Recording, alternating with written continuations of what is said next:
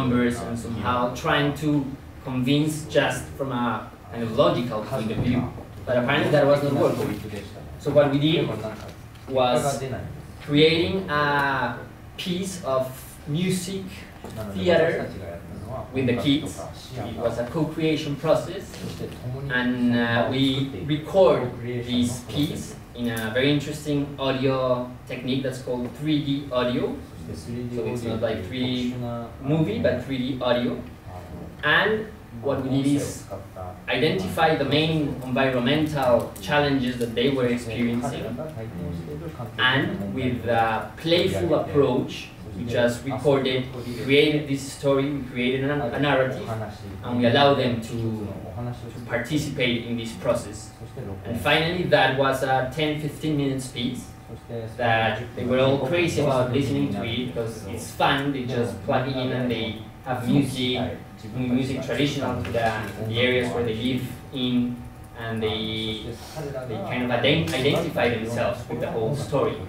And apparently after a couple of years, like people from the town and teachers told us like, wow, they are really getting the importance of changing some of their patterns. And apparently that little project was kind of the seed for creating a transformation in the way they thought about, the environment, the water in this specific case.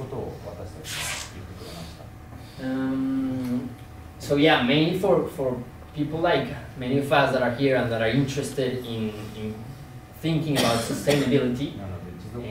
I just feel that if we stick just to traditional ways of communicating and trying to mobilize people, that's probably not very sustainable, because people will get bored, people will kind of understand things, but without really embodying things and feeling things, perhaps they won't change patterns. Because if you just understand it, yeah, it makes sense, but that's not necessarily inviting you to change things. Well, if you experience it with your body, with your senses, and you participate in an experience, probably the potential for really having an impact and inviting people to change is way much interesting. In this sense, I consider that we need to be more creative, more disruptive, and throwing better parties. I mean, I really feel that if we create spaces where people are really having fun and are really enjoying themselves, and if we find ways to share those relevant contents, environmental-wise, social-wise, cultural-wise, while people are in this kind of disposition, we definitely have more chances to make people reflect twice and perhaps engage in environmental friendly behavior, just as an example. So yeah, finally, like the invitation I want to do, regardless if you're a student, if you're a teacher, if you are an employee, because here we have like a wide diversity in that sense, is to think on how you usually communicate when you are with your family, when you're like in the middle of a conversation with your mom, with your brother, and you're like trying just to share kind of your opinion and maybe the other's opinion is different.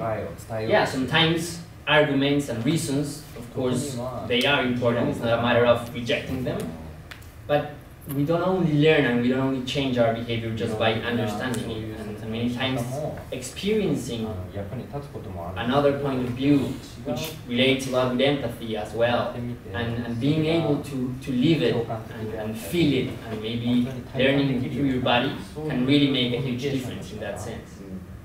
So I really feel it applies to many situations. It's not just for people working on the sustainability field, but it applies to many different like day-to-day situations. And that's mainly the topic I wanted to share. And yeah, if anybody has a question, please feel free to share it with me, or if something was not very clear.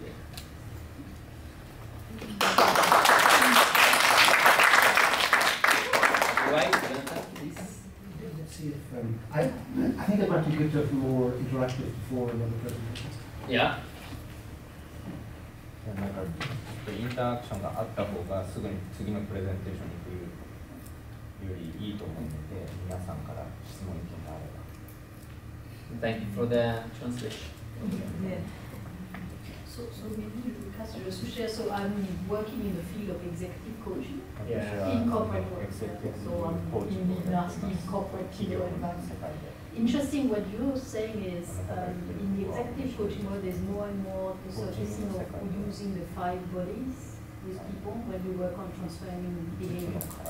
So we actually look at the intellectual body, the emotional body, the sensual sexual body, and intuitive body. And so there's a lot of research around neuroscience and around executive coaching on how to actually work holistically with all the bodies of the executive to create true, real